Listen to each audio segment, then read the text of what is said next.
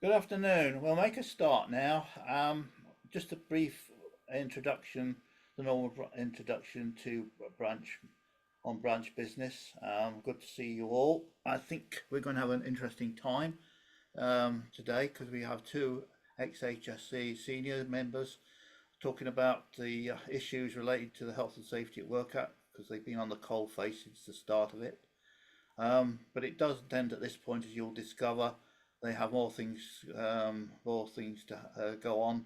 A publication. Also, we hope to have them back, as you'll see later on in the year, for a face-to-face event. So this is really a taster for that, but more to come. So first of all, I'll deal with the briefly branch business.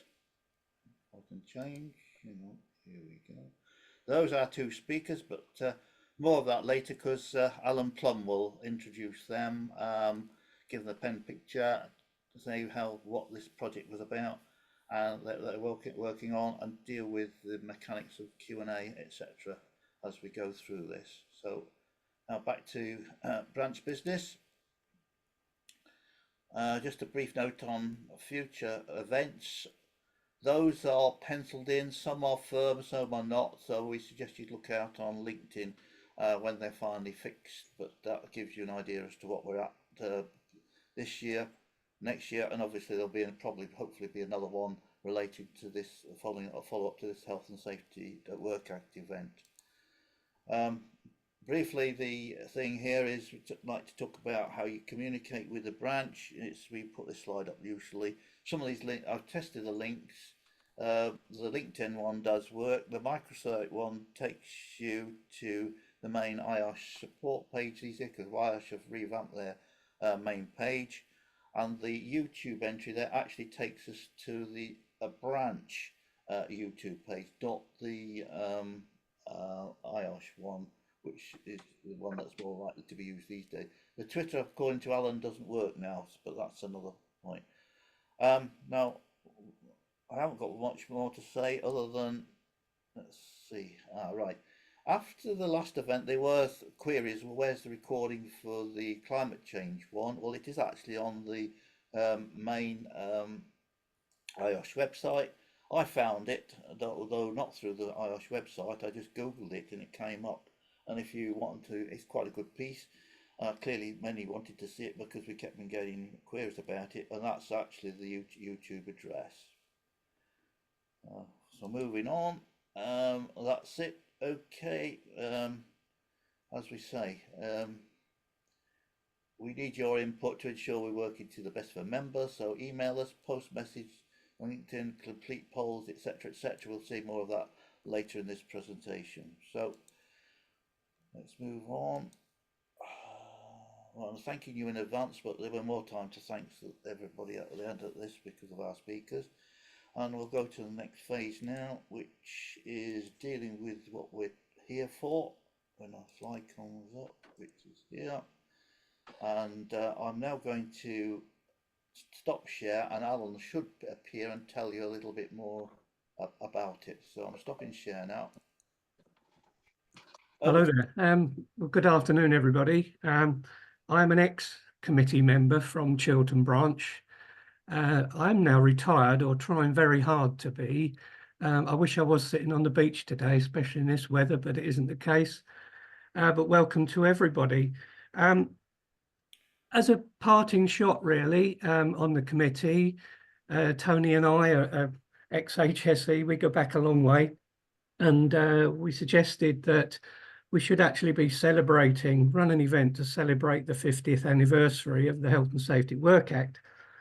Now, these days, it's not what I know, it's who I know. And luckily, we were able to exploit our contacts, and very lucky to get the two Davids, Ashton and Snowball, here to speak to us. Now, coincidentally, they've been working with David Eves, so another David, like buses, London buses, three of them have turned up together with Kevin Myers, all eminent members of HSE, senior directors, and they're writing an ebook reflecting on, to be honest, their life and careers, but the Health and Safety at Work Act specifically, Robans, and has it stood the test of time, and look into the future. Now, we're going to hear a taster of that today, in terms of its relevance to us all. And this is of international significance as well, because a lot of other countries have adopted either the principles of HSW and look on HSE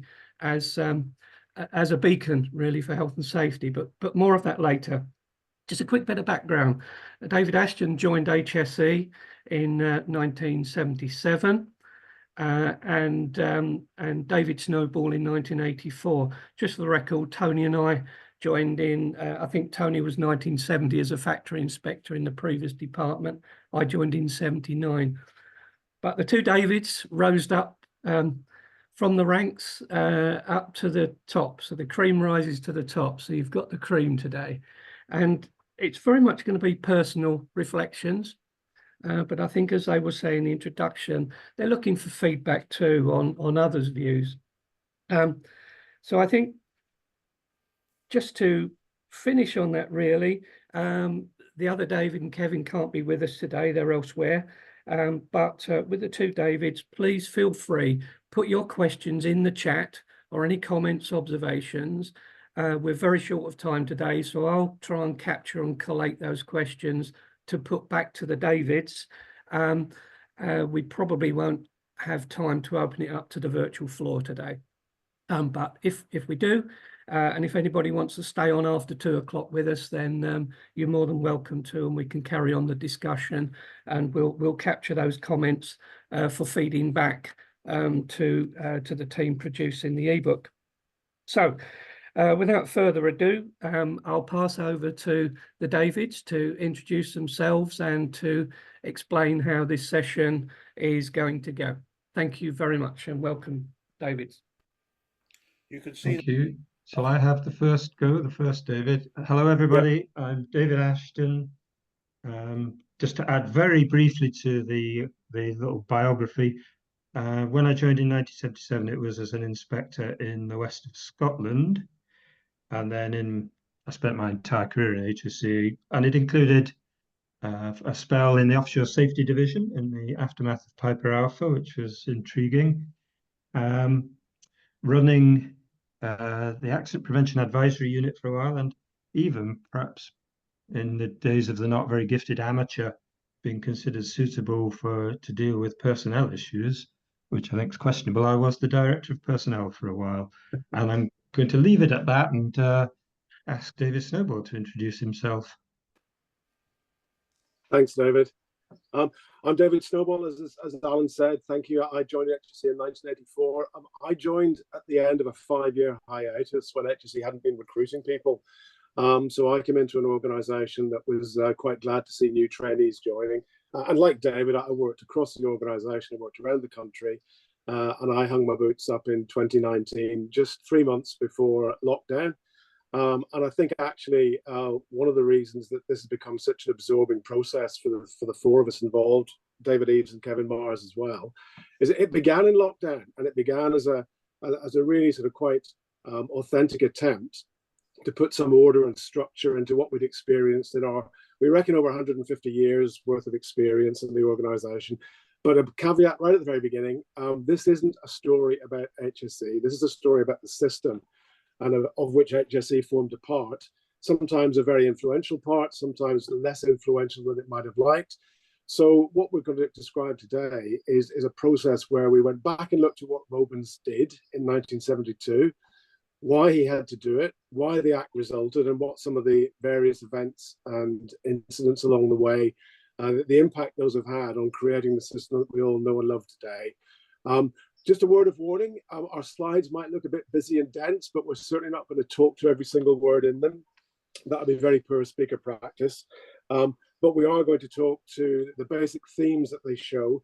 And if Tony could put the next slide up, please. The first thing I'd like to talk about is what was the situation in 1972 that Robins was tasked with dealing with. And it's important to say at the outset that the work to look at health and safety at work and whether it was an enduring and solvable problem was initiated by a Labour government under I've forgotten her first name, Barbara Castle, and it was passed into law under a Tory government. So a genuine piece of cross-party bilateral support for a very important piece of work. But those figures, A, they stand on their own, but B, I will come back later on and show a separate slide and show what some of the modern day equivalents are. You can look at those figures and you can gasp in horror at the 1,000 fatalities, 500,000 reported injuries, the days lost, etc., etc. But actually, I suspect many people on this call, that will be an alien world. David and I are well past the point at which we tell people how old we are, but I'm very, very surprised indeed if a significant proportion of the people on this call today hadn't even been born in 1972. Or if you had been born before 1972, the Robins report had a barely passing impact on your perception. I think what we really want to convey in that slide is that the situation with workplace health and safety wasn't good, but worse than that, it wasn't improving. The workforce looked very different.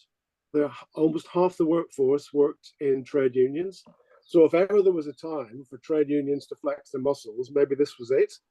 Now, of course, anybody who's a historian of that period will know that it wasn't a good time of industrial unrest. It was a bad time for industrial unrest.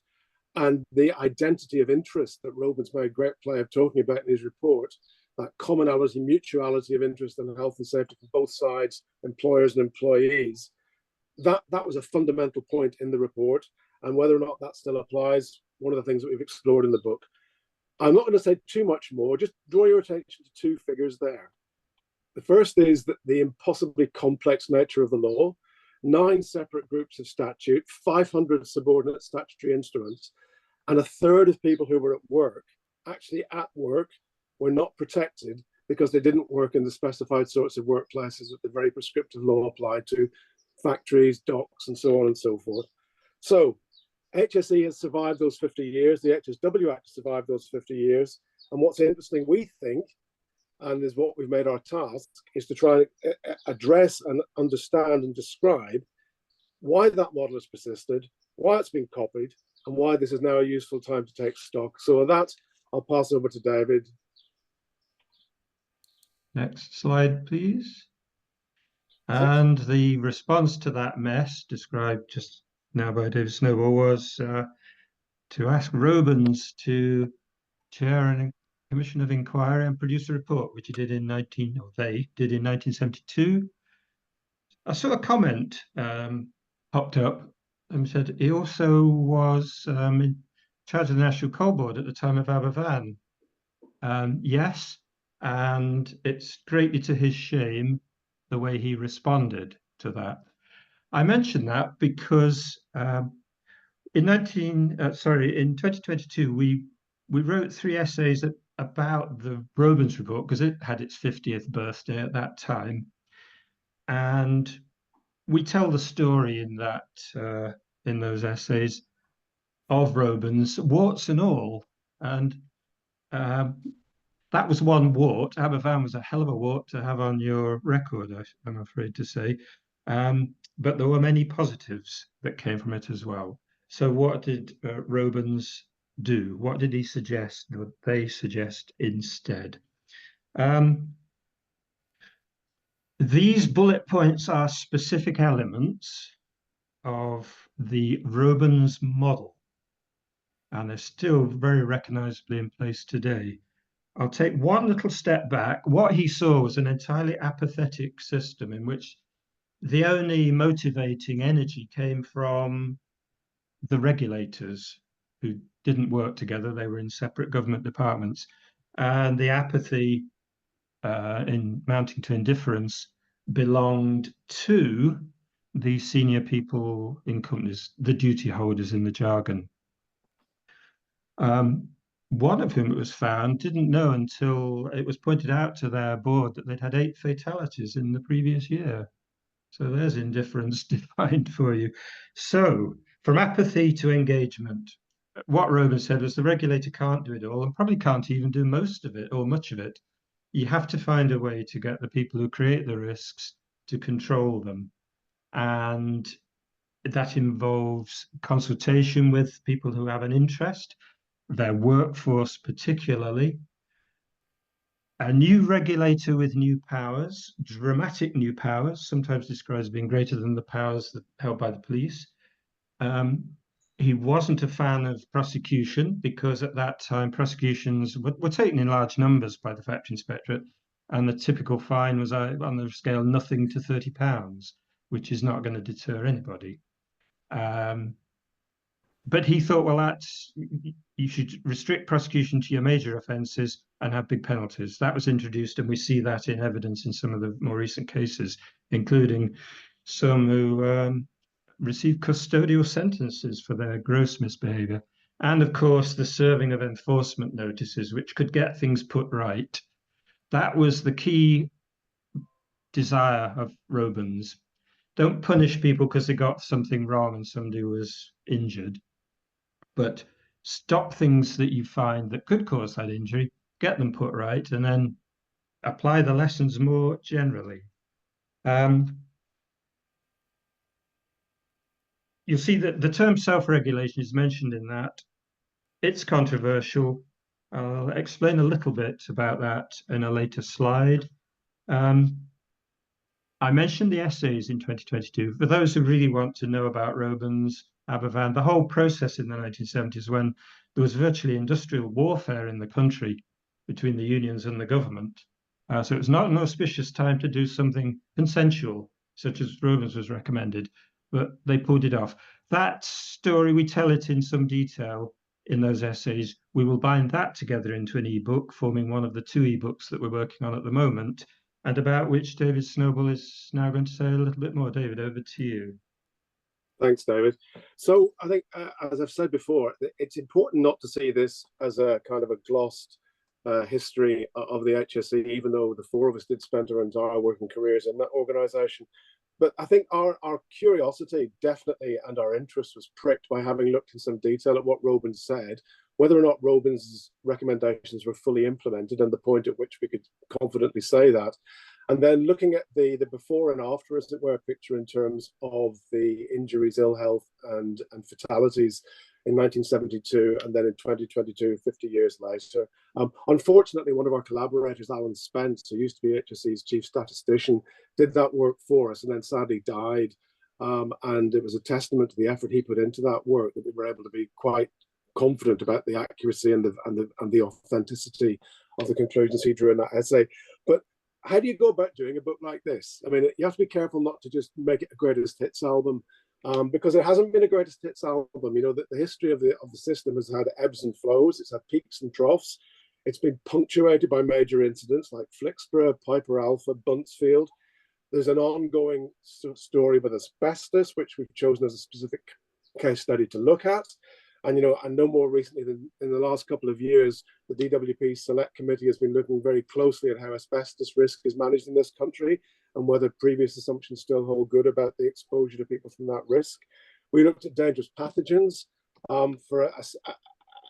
simply to give an interesting contrast between the chronic risk from exposure to asbestos and the more acute risk associated with dangerous pathogens.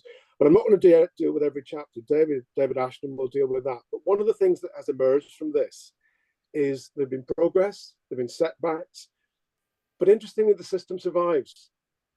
Maybe not all in perfect working order, but the basic system that Robens described survives. Now, some people see that as a repudiation of Robens, that it survived on its last legs, that it's limping in, the Health and Safety at Work Act, that the Act is limping into a future that has no relevance to it, or it has no relevance to a future world of work.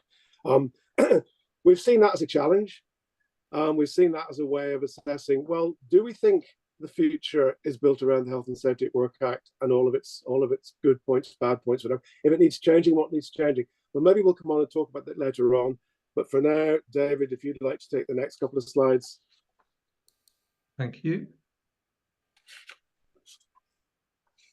Pause for a second while you glance down the bullet points of these, and then what I'll say is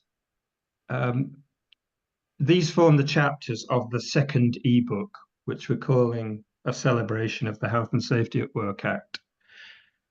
So at the moment, we'll just pick out 1 or 2 of them so that this doesn't become death by PowerPoint, and invite you to read the ebook in due course, if and when we get it finished and published, which is our intention in the autumn.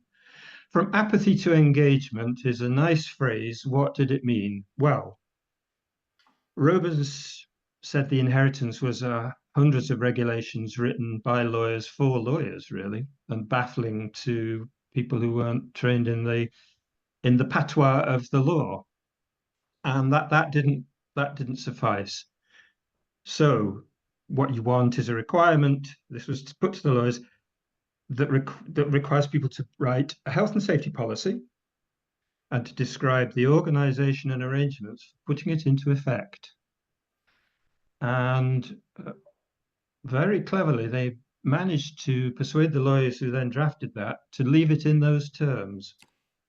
And that's where the engagement comes from, folks, because the point is, it's described in quite an enlightened and simple way that really nobody of reasonable education can pretend not to understand. But it's actually put in plain terms in a law, which could be enforced in a criminal law if somebody's grossly negligent or fails in a significant way to meet that obligation. That led, in fact, to the growth of the concept of leadership, which is not a term mentioned in the Robens report. It's come about as a concept since then, and I'd like to say a little bit about it in the conclusions at the end of the presentation, because I think that forms an important part of the final chapter of our book, where we will speculate about what it all means for the future and the continuing relevance or not of the Health and Safety at Work Act. And leadership is definitely a point of importance within that. Asbestos was mentioned by David. We like to think, like all civil servants, we were always honest. But in retirement, and I've been retired 10 years, you also have the luxury of candor. And we are candid without without trying to create difficulties for the current HSE or settle scores or anything silly like that. And when you candidly describe the regulation of asbestos going back to the 19th century, the phrase bitter harvest, which was used by a chief inspector of factories in 1970 to describe the death toll, which we're still seeing in thousands of deaths per year from the, if you like, the poisonous legacy of asbestos. You need to be candid to tell that story. And we are, and we hope that adds something to the interest of what we're eventually writing. Let me pick out one other thing, and I won't define it, but you'll see the phrase the laundrette clause, which, as John Locke, the first Director General, said, is a very innocent sounding little provision. That's not going to cause much trouble, is it? It means you're going to sort laundrettes out. Okay, great. No, it doesn't. It was the working name that the people who wrote the Health and Safety at Work Act, picking up from Robens' recommendations, their working name for what became Section 3 of the Act. We do tell the story of why it actually is called the laundrette clause, and we think we may even have found the very laundrette which gave it its name. John Locke, first Director General, said, "What an innocent little provision. How could anybody object to it?" But I find it then, and I still find it extraordinary that Parliament accepted this vast extension of the responsibilities of employers without debate, without elaboration of its scope, without asking what exactly is an undertaking, without considering its relation to other legislation.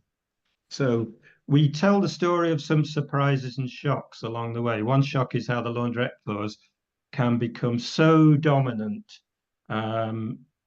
in regulatory attention, the demands it placed on HSE, and not always helpfully. We all know about nanny state, conkers, bonkers, and so on. That's an example, because of course the person injured by the conker, the urban myth of the conker, was not a worker but a school child. Other shocks along the way, as it were, and surprises, which we will tell you about, arise from Europe and the relationship of the UK to that, and the politics, which we go into in some detail. David, do you want to say a word about those two now, or store it for later? I'll store it for later, David. Right, then we'll move on, please, to the next slide. self-regulation was key to Rowan's concept. He didn't see the regulator as ultimately being the main player, the deliverer of good standards of IOSH. As I've said, that had to come from the people who created and profited from the risk. So why the heck would self-regulation be a relevant or even a responsible concept? It's like giving the prisoners the keys to their own cells. But it's not, actually. That's how many critics saw it, how some critics today still see it. But what was meant was something which I have seen it called in kind of in management terms, regulated self-assurance. So in other words, if an organization take the bull by the horns and actually implement Section 2 of the Health and Safety at Work Act properly in their own working activity, they will not be left entirely alone, but they will go at arm's length so that the regulator can pay closer attention to the ones who don't do that. But clearly the quid pro quo of that is you have to have a regulator and a system which is capable of verifying that the people who believe they effectively regulate their own affairs are not either lying through their teeth or are not innocently kidding themselves. And that's really a key part of the role that Rowan saw for regulation within that. And it's why very few people in HSE have ever had difficulty with the phrase self-regulation, which in conclusion isn't and was never meant to be a cop-out. I think we'll move on at that point, and it's back to you, David, to talk about politics. Thank you.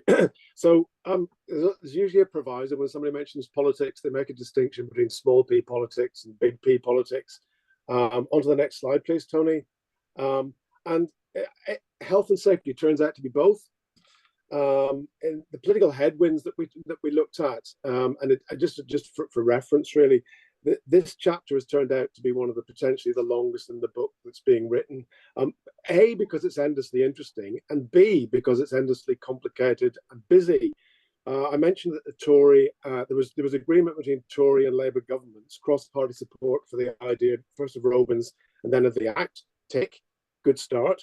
But ever since then, digging through the kind of the geological strata of HSE life, it's been amazing how many times HSE has been in the spotlight.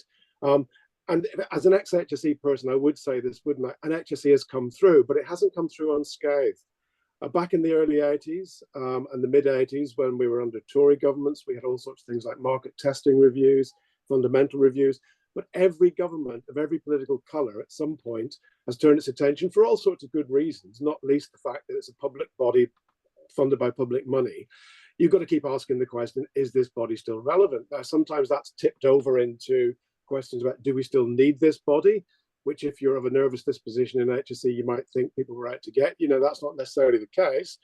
But if you look back through the triennial review, the public bodies review, the various reviews that HSE has gone through over the years, the acts of the coalition government about good health and safety, good for everyone, Lord Young, Lofstedt, I'm getting tired even listing them, endless numbers of times in which HSE was asked, basically, please confirm that you are still fit for purpose and it's worth our while spending money on this organisation and what they bring to the picture, what they bring to the table in terms of system improvement. Now, you can argue whether HSE is a catalyst or whether it's a change agent or both of the above, prime mover, whatever you happen to be your favourite term. But one of the things that we've discovered in looking and researching into that chapter has been it's endlessly fascinating. And the fact that HSE still exists, I think, is something we want to emphasise.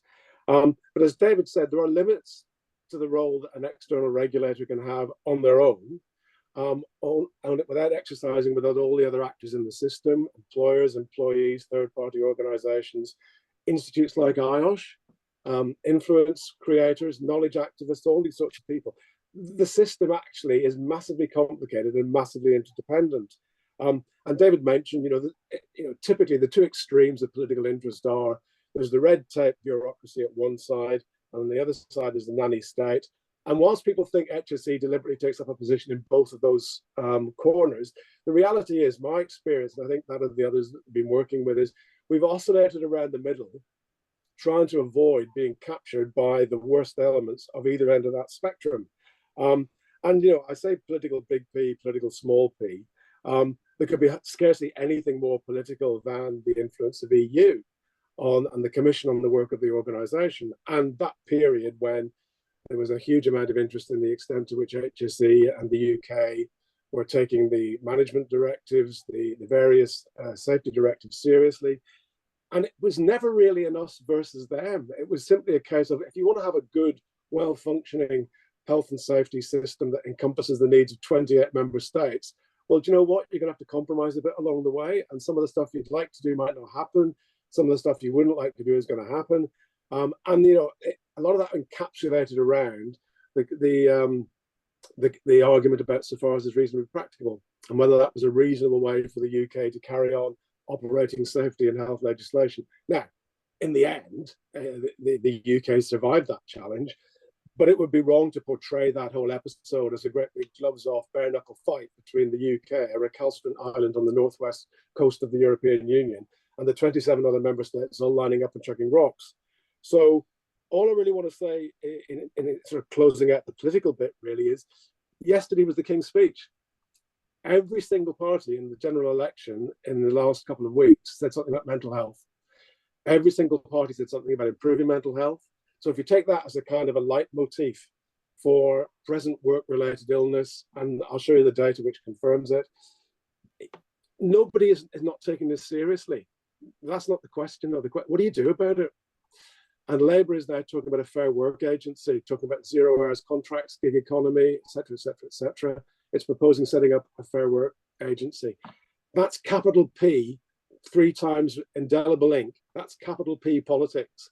And I just think the point we'd like to emphasise really is that in looking at HSE's history, that has always been there. And when you draw it out, you realise the extent to which it has been there.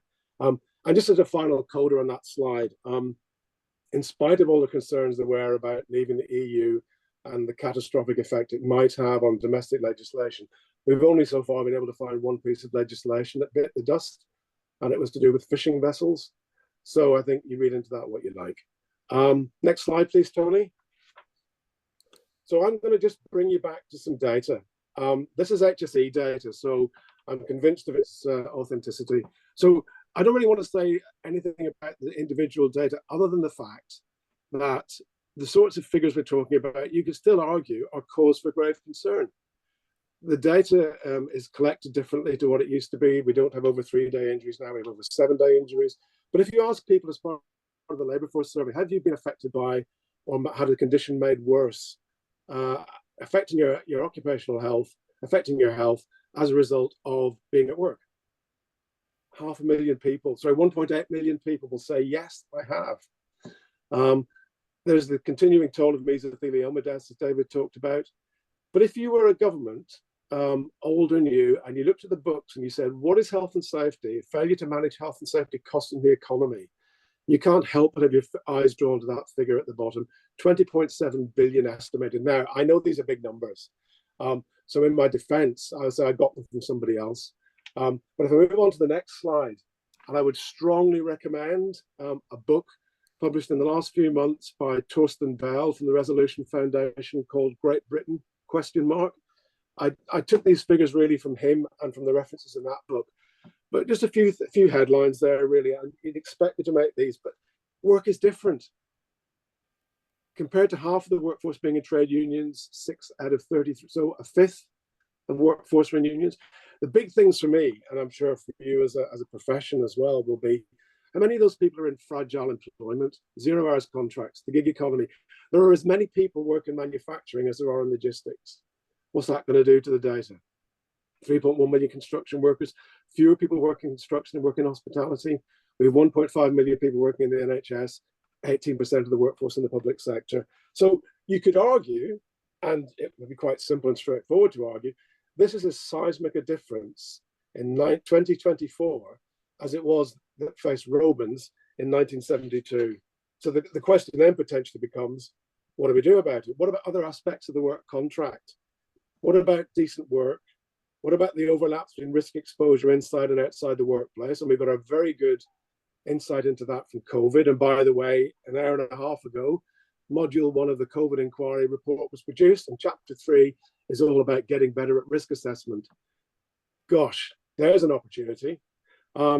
Question really, can we afford to treat occupational safety and health in a vacuum? How do you reduce it from that vacuum into manageable shape? Could go on and go on and go on. David, do you want to bring us in with the last slides? Thank you. Yes, Tony. So yeah, that reaches the point where we look to the future. And we've gone at a hell of a lick through a long period and a big story up to that point. So thank you for bearing with us on that. Looking at the future, we should perhaps have had the bullet point in there for the regulator. I keep saying, the regulator isn't at the centre, right? Reminding us what Robin said. We've seen the phrase political headwinds. I think it's important that regulators in any sector receive support in the work that they do and respect for doing it, whether it's the environment, sewage in the rivers, or whatever it is that regulator exists to control. Robin's always said, you'll never get anywhere by every fifth car on the road being a police car. So you'll police your way through to high standards. No, you won't. It's got to come from within, but you do need that effective regulator. And Robin's designed one. And in the future, the question needs to be asked and answered how well, by its size and disposition, the current HSE meets that description, which we certainly wish it well. Here's a little recommendation. Lastly, and most importantly, the creation of a single independent statutory body responsible for whole system preparedness and response, which will consult widely, etc. That wasn't Robin's setting up HSE. That was the last and most important recommendation of today's COVID Module 1 report. So recognise that then as a principle. Quickly on the future. We're getting old as a nation, we know that, and we know the difficulties of addressing that through large-scale immigration. The political difficulties, I mean, only in that. I don't mean anything else by that comment. So the choice is a workforce that somehow is made happy, healthy, and here, or unhappy, unhealthy, and absent, to flip that revitalizing phrase on its head. Maybe the Fair Work Agency will be the vehicle for that. Robin's found an entirely uncoordinated mess, which he said, you need to unravel the maze, a phrase that we picked up on because we quite like it, but meaning departments fighting their own corners and things not connected. Well, mental health, musculoskeletal disorders, the general problems from the aging workforce, you certainly don't tackle those effectively by having a beefed up IOSH regulator. Certainly not. You've got to work across the whole government system, public realm, society at large to achieve that.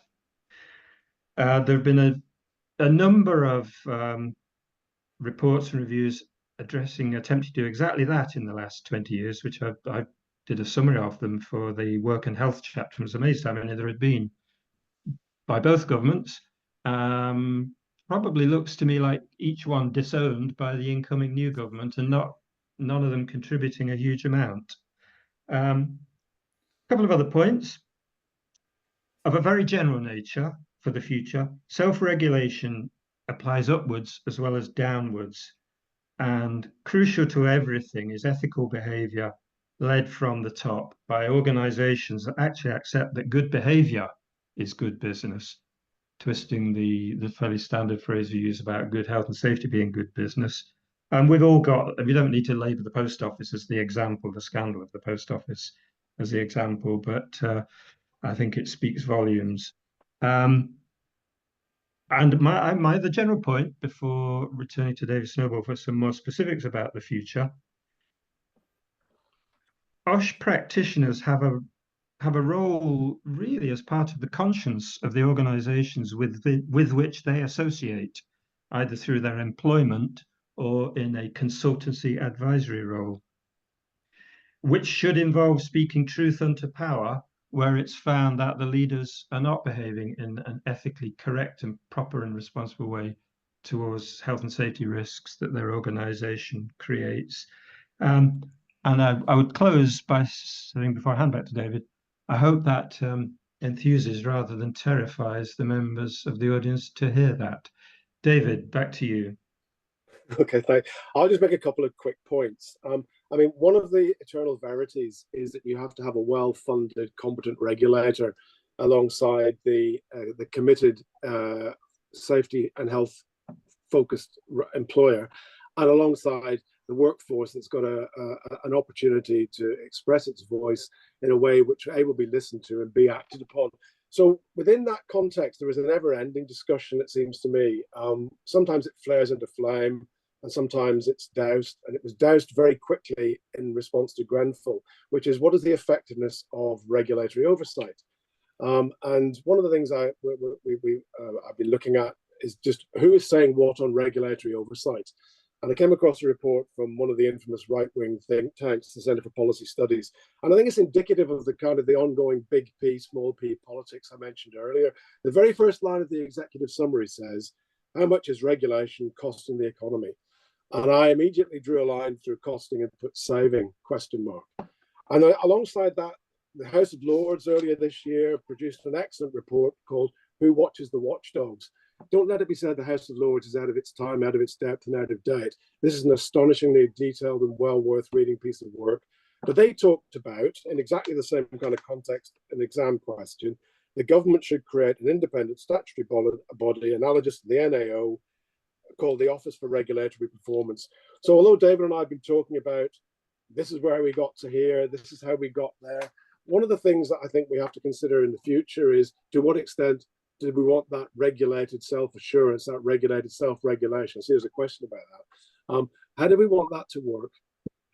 And as a profession, you guys got a big voice in this, because one of the things again, discovered in our preparation for today, the IOSH report, Towards a Safe and Healthy Future of Work, which if you haven't read it, I'm sure you have, I would strongly commend as a good read. And there's the reference to it there. So David and I are going to stop at that point, and we'll take some questions. But the big takeaway we'd like you to get from this is we hope we've made you think. We hope we've made you reflect. We hope we've pricked your curiosity and maybe made you ask some questions that you didn't think you had. And most of all, we'd like you, when it comes out, to buy the book, please. So thank you for that. Right, it's over to Alan now. The final slide. Our speakers have asked, as you've heard, it doesn't finish with them today. They're going on with this for several weeks, several months.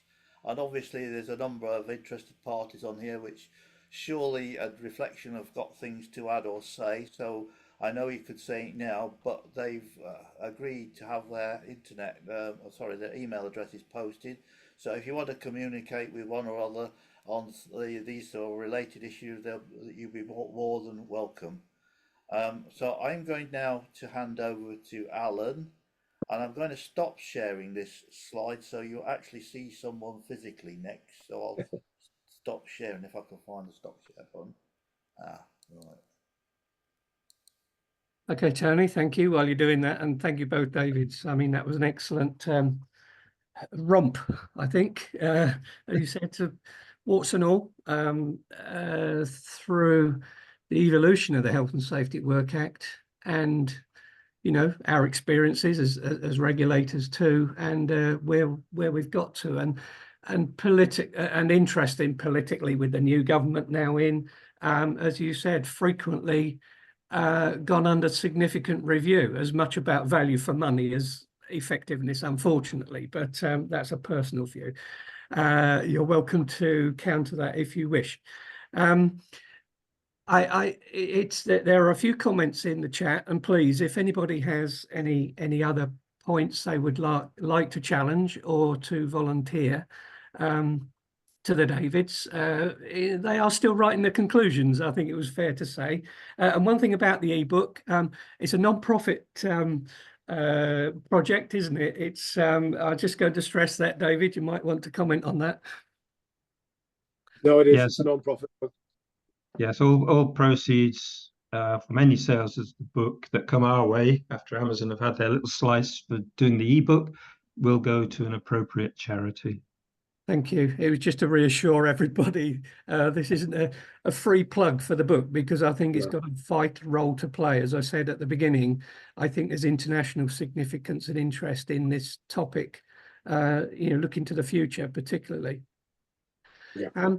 So a couple of observations. Bridget, again, ex-committee member, but Bridget made a couple of comments. Observations really. The term health and safety policy, that's unclear.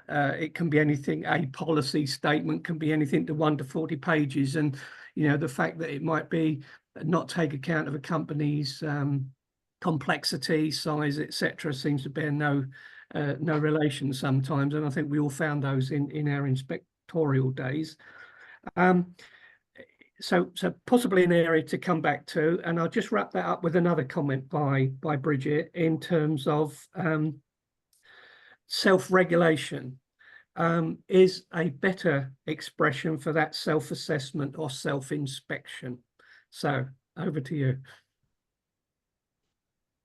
Well, why don't I go? I would go with the policy one.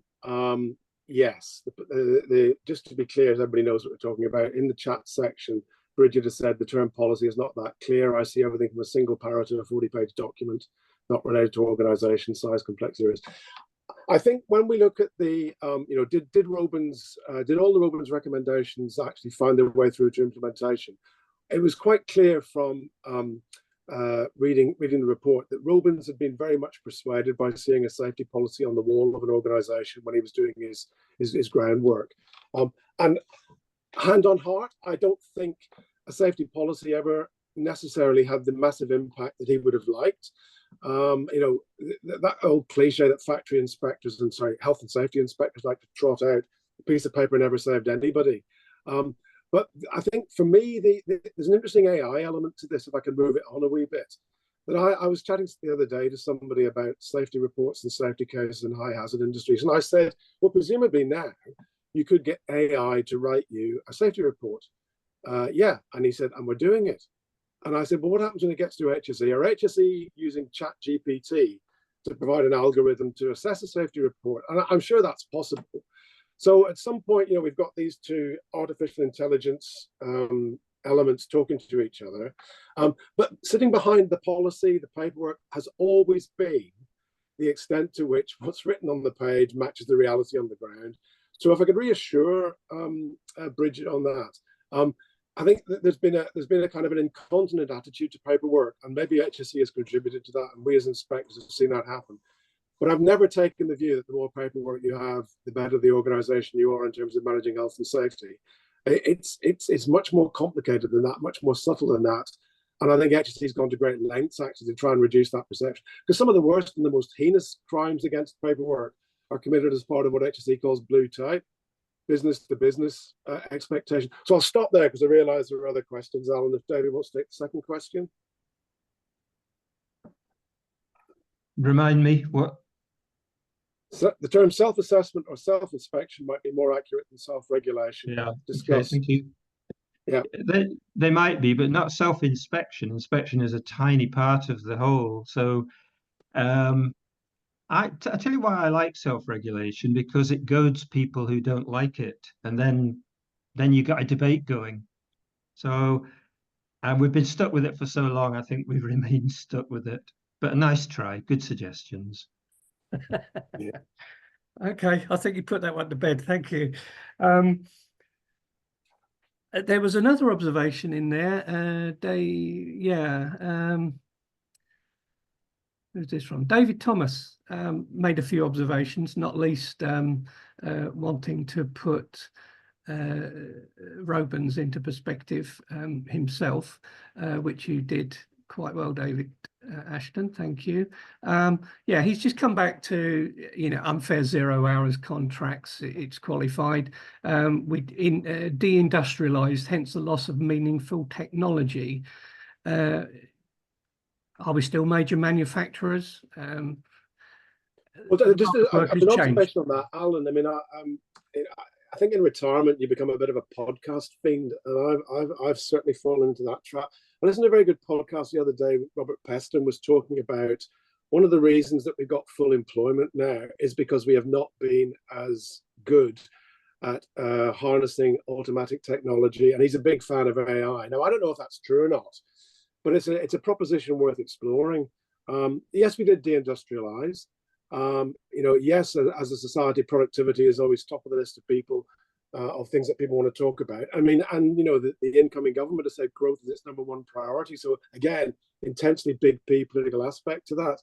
Are we still a major manufacturer? I don't have the data, I don't have the evidence, I don't have the insight to answer that, David, I'm afraid. But it is part of the kind of the industrial history that gave rise to fewer deaths from certain types of exposures. On the other hand, as the data I pumped out there showed, have we just swapped a large number of acute fatalities for an even bigger massive number of chronic ongoing ill health issues? And that's not necessarily a more comfortable place to be, is it? Can I make a request for somebody to please convince me using my email address that there are fair 0 hours contracts? Because I remain to be convinced, having seen them as we probably all have from people. I'll do it now, David. I'm an external examiner at 2 universities, and we have to attend meetings as and when we can that fits in with it. It's only about 12 hours a year, 15 hours a year, but that would be under the scope of it. That's why last night the Labour government, they actually qualified that, what they're looking to do. The qualification, if it's somebody operating in a sort of expert or consultancy role like that, and it suits both sides. That's why they've got the qualification in there. Brilliant example. Yeah, thank you. For the hundreds of thousands of people to whom it means they're employed to work in a restaurant and told to go home after an hour, or when they turn up at the door and they pay their own expenses to get there, and they don't work that day because they're told not to and they don't earn anything. That's a lot of people. Let's hope that any legislation or any new agency that comes to tackle that has its eyes open about that group, as well as others for whom it does work, who I would suggest are a minority. Thank you, David. Got your fingers on the pulse. Can I ask a question, Alan? I've been burning to ask a question for 25 minutes. I may comment. Firstly, I want I too want to read the book as well. And I don't care if it goes to charity or not. I'm just interested in what you've done. So please take it as that. The recent IOSH document committee written by Arup is an interesting one, because I think if we go and think forward ahead, we will consider that as a Western view of work in the first quarter of the 21st century.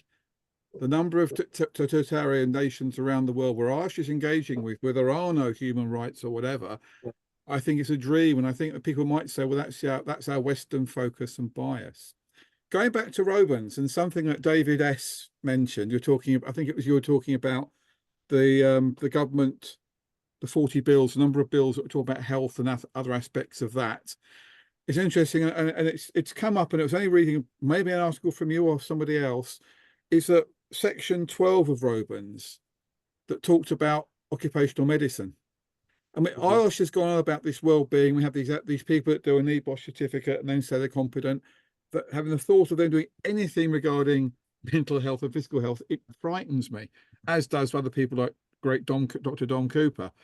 And I am actually wondering if that is the nugget that Robins picked up and his committee picked up 60 years ago, that we've actually missed. And I remember my old company, who you may or may not have enforced in the southwest of England, we had a whole occupational health team, a GP on site, plus nurses, and that was in the 1980s, moving away in the 90s. So I do think, well, there's a chapter in your book on that, but I do think some of the things we're trying to do in academia and create new programs, new courses to raise competency in the specialist occupational medicine aspect Because actually it does happen in countries like Switzerland and China, where they have these expertise. We sort of missed it, and it's a kind I think needs revisiting, gentlemen. That's my call. That's my thought.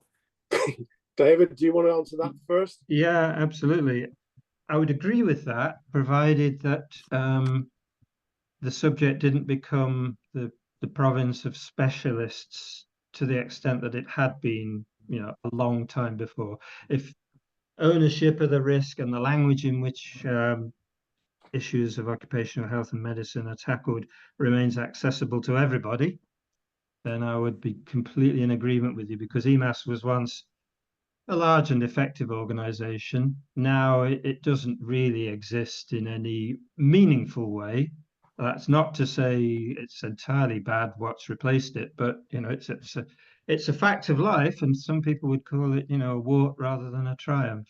So we do talk about that in the book and paint the picture, and really ask the question that you're asking as well. I'd suggest that it's a big one for the future, because this thing about joined up cross-government working, it's got to have expertise within it. You really can't have a situation where you can have a major politician who says, fed up of experts and I don't trust them. And the specialists you need to deal with things like giving you advice on stress and medical issues, you have to have that as part of the system. Yeah. The only thing I would add to that, having agreed with David to start with, is I think one of the things that, we looked at in our research was, if you like, the risk framing questions around reducing risk, protecting people, that R2P2 document that HSE produced back in the early 2000s. Because one of the things that I think, it goes back to your point, David, about how do you sort of make this viable and practicable for a non-Western industrial, post-industrial society? And I think we have to look to our past here and say, have we actually got better at assessing risk? Because if we get better at assessing risk, we get better at framing responses, and better framed responses are likely to lead to better framed outcomes. And I was fascinated, as I said, I looked quickly before we came on today to see what the Hallett report has said about risk assessment. Because that is right in the wheelhouse of the occupational safety and health profession in the UK, isn't it? I think we do. I hope I'm not sort of making a false claim. I think we pride ourselves on the way we assess risk. And, looking at it from that end of the telescope, we've got a risk here. It's well-being, it's health, mental health, whatever it happens to be. How do we impose a risk assessment orthodoxy or approach on that, which gives us better answers than the ones we've been getting up to now? But I think to be honest, David, it's work in progress, isn't it?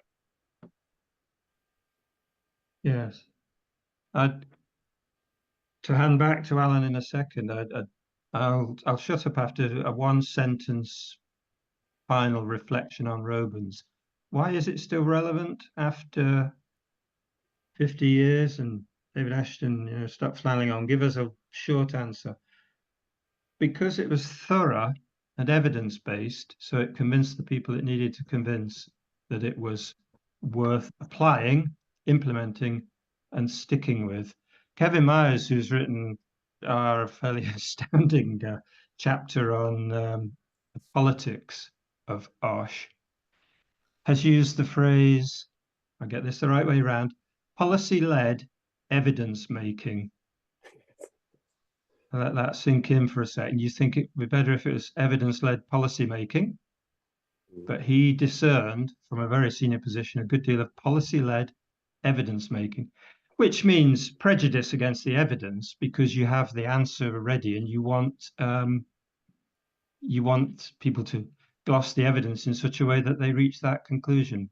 That has been, frankly, a curse of the politics of IOSH that I've witnessed through my career. And it isn't good enough if you're trying to resolve COVID, stress at work, these broader issues which we've already touched on, by starting from the answer you want and then working back to an amount of suitable evidence to support that. And framing a report around what are the costs of regulation, rather than the only correct question a scientist would allow you to ask, which are what are the costs and benefits of regulation, it's not good enough, really. It leads to bad answers. And if people want to see how to get to a good answer, they can do worse and have a look at how Romans did it. Thank you very much. Oh, yeah, beat that. David, I mean, that's a superb point to finish our allotted hour on. Some of us are quite keen to carry on for a little while afterwards, but we need to officially finish the debate, as it were, now. But if anyone wants to stay on and air their views and perhaps offer some further comments to the Davids to add to their ebook. I just make one observation looking back. Quite early on in the session, Mark Dixon, who's actually a regulatory inspector in Cardiff, so they are still out there, still working, because he's had to leave to go and deal with a major accident investigation. So sadly, the world of work in all its various shapes and sizes is still carrying on around us.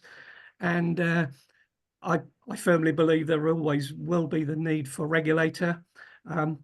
My personal advert here is that HSE are no longer inspecting farming proactively, and that it comes out as top of the hit parade, sadly, all the time. Now, HSE's had to put its resources where it can have most effect.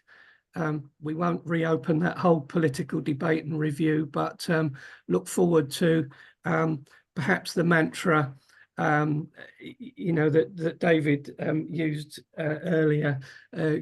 Good health and safety is good business, but broaden it out into good behaviours as well. And let's hope that we will get some more political support rather than red tapes being seen as a burden on business. That's a personal view. And on that note, I think we'll wrap up the formal session, Tony, and thank you everybody for taking part. Just to say, there is a link in the chat and in the final slide to the IOSH recent publication, well worth a read, towards a safe and healthy future. And look out for our hopefully face-to-face event when the book is published. And there we are. That's it. Thank you, Tony. And please make a note of the email contacts there to send in comments online rather than virtually today. But thank you again, everyone, for joining. And stay safe, stay healthy, reduce that stress as well. I think we have to focus on that too. So thank you very much, everybody. Okay. Any further chat? There's still 18 in the room. Right. Well, I'm not turned off the recording yet, so no, keep that on for a while, Tony. We'll just keep an eye open for any further comments. Any other thoughts that David would like to add? I would have raised the question. It's seen by some as the limitation on on HSE is its parent department. Do you think it's in the right department? Should it be in DTI or elsewhere? Does DTI still exist? I don't know. I haven't looked at the list of ministers today. Well, I mean, a simple sort of factual answer would be that the Department of Business and Trade, it was the one that was the front and centre in terms of regulatory oversight by the House of Lords Committee. Now, I don't have a view on which department it should be in, Alan. But interestingly, in the chapter on politics, Kevin has very carefully charted out which departments HSE has been part of. I mean, some of those have been a good fit, you could argue. Some of those have just been a kind of an orphan fit. Well, we forgot about HSE. We better put that somewhere, because we've been in some quite interesting places over the years. I mean, without expressing a preference, if you're in a department who's got work in its title, that may be a reasonable fit. But equally, you could argue the same for business, couldn't you? I'll express a preference. Do not go down the machinery of government change route. If it works well enough where it is, let it get on with its job. Because, boy, when you say you've got to move from this department to that, and these departments have got to merge, you bury everybody in admin and transferring staff records and all that for ages. The overhead's massive. No, don't do it. Leave machinery of government alone. Does anybody believe we're going to have a better railway? I'd like to. A massive reorganisation, so it'll screw up the next 5 years. That's Tony and I reflecting our personal backgrounds and enthusiasm. But having said that, I mean, Deutsche Bahn is having problems at the minute. Oh yes, oh yes. Really quite serious disruption going on there, and that's a national railway. Yes, and it was not that long ago featured as one of the best. Yes. Did they say on the radio this morning that the French railways could? They mentioned one of the European was good, and as you said, you must have heard the same as me, David, that Germany wasn't good. Yeah.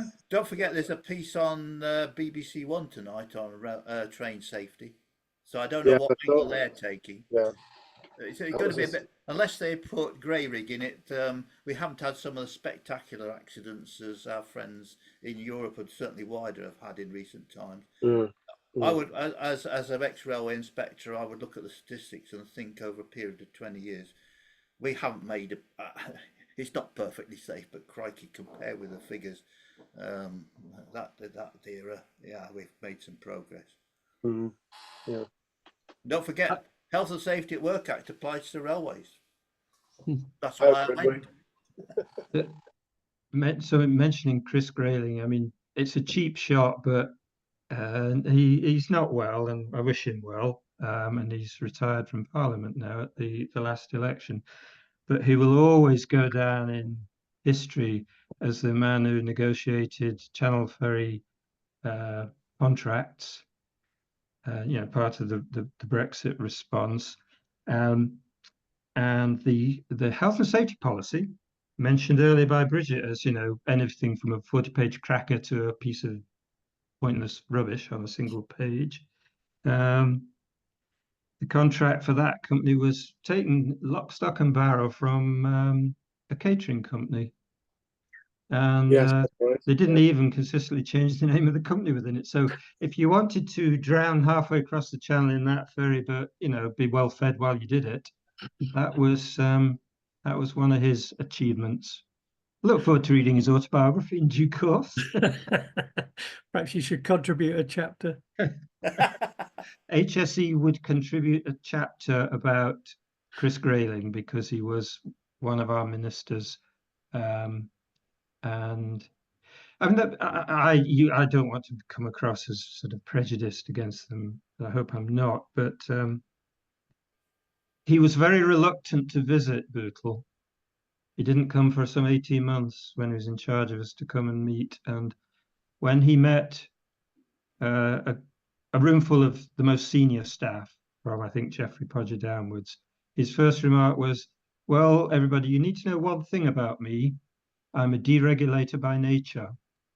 Now, I thought, as a statement of substance, that's fine because you're absolutely entitled to your political view, and I would agree with it in very large measure. But the fact that you come here after 18 months and think you even need to say it to the most senior staff at the moment who are running the organization, if you like, on your behalf, kind of speaks volumes about your lack of acumen. Yeah. One of your phrases that I do like, and thank you for the explanation, the laundrette clause. Yes. And I found that fascinating and look forward to reading that in the ebook, because sadly my view on a laundrette clause is much more restricted than that. As an ex-enforcement liaison officer with local authorities and working in local authority unit, my immediate reaction was, who enforces laundrettes? And this whole area around co-regulation and the role of local authorities and their ability to regulate, that's been questioned. David may well have, David Thomas, as an ex-local authority regulator himself, might have some comments on that. But I'm interested to see where that will be going. My view is we need as many, boots in the field, as it were, to make it work and help us get the message out there that there are regulations as well as good intentions. David, what's your view? David Thomas, that is. I was internal. I was the internal corporate. I'm not an AHO. I've only done a bit of. I was only warranted for one event. That was Silverstone Grand Prix when they wanted all hands to the pump. That was South Norfolk. You volunteered for that one, I should think. You know what? The most boring thing. You sit in the control room till 2 o'clock, and then you 2 o'clock you get to the race. So you go the in. It's a general ground ticket. So you go the inner curve at one of the bends, and you just sit there watching you fly by. And you sit another minute and they fly by again. And I thought, right, okay, now what? So I went home. There's a woman in singles final. It's Ferrari 1 and 2, Schumacher 1, someone else 2. And I drove back to my home and then rushed in and put the TV on. And there was 3 laps to go, and it was still Ferrari 1 and 2. I thought, that's entertainment for you. But there are some people that it's parties and everything, and they get it. I don't. But so I think I think you're right about all hands to the pump. I think part of the division was the FFI, wasn't it? FIFA Intervention, where I think you guys had strong opinions on it at the time, and because local authorities don't charge, so we have this unequal playing field, this polluter pays principle. Let's go back to. I mean, we go back to David Young's. I remember David Young and his report, and he was on breakfast TV, Saturday morning breakfast TV. So I'm as sad as yes, David, daytime TV can be fun. And he was on there and he was saying he's mythbusters. We must bust all the myths, he said. And I said, if people want to run down a hill in Gloucester to chase a load of cheese and get injured, that's their hard luck. We're not going to stop it we don't stop it for reasons like that. I just thought they don't do it because you can't get an ambulance there because there's no room in the, you can't get a vehicle to it. It's inaccessible because it's not being event managed. So the mythbuster was throwing another myth in there. And I just thought, from his stint, he went downhill from there, which is quite sad, really. I think the negative to the HSE, I think the CDM, I stand by Tony and Alan know my background on it. I think the biggest mistake the HSE did was with CDM in 2007, when they didn't include fire safety in the report, as a number of us had recommended. 2007, I stood at a conference in 2007 at Bromley, and I made the statement: people will die because building regs don't link in with health and safety law and don't link in with CDM. There's a big gap in everything, and proved to be right 10 years later. Interesting enough, obviously, as a 1970s inspector, I got involved with the fire regulation act was at that time, which involved me trolling around Sheffield, looking at multi-storey buildings after the Glasgow fire, like praising them as to whether they were actually got barred windows or whatever. Of course, all that was then transferred when the HSW Act came in, and the enforcement was transferred to the fire authorities. So I mean, Grenfell is I'm not going to say anything about Grenfell. It's painfully obvious. It's a cock up supremo. Well, it's nearly 15:15. Thanks very much. On this debate, with reflecting your background there, David, I guess before we go down any more tunnels, or shall we say diss or bury any other ministers, past, present or future, I guess we ought to wrap the recording up. But thank you again, both Davids, and for your session, and the comments in there in the chat. We're certainly looking forward to the ebook. We will do our best to publicise and promote that when it's available. I believe it's 2 books. Is that right? 2 halves, a game of 2 halves? Yes, that's right. First one, the first 3 essays from 22, which are about why Robans and what was achieved.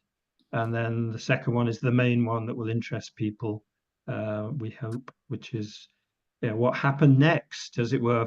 Take it forward from the actual launch of the Act and the executive and tell the story of what happened, warts and all. And let's hope we can get this face-to-face event organised and up and running, whether that's over the winter or early next year, commemorating the 50th anniversary of HSE, I suppose. But we will do our best to publicise that, and we will keep pressing and hope to organise a face-to-face event, and hopefully T'other David and Kevin, you can all run a session on your own chapters, and that will give much more time for debate and to tease out some of these points for people looking forward to the future as well as the retrospective. Yep. So thank you for an excellent session. Thanks,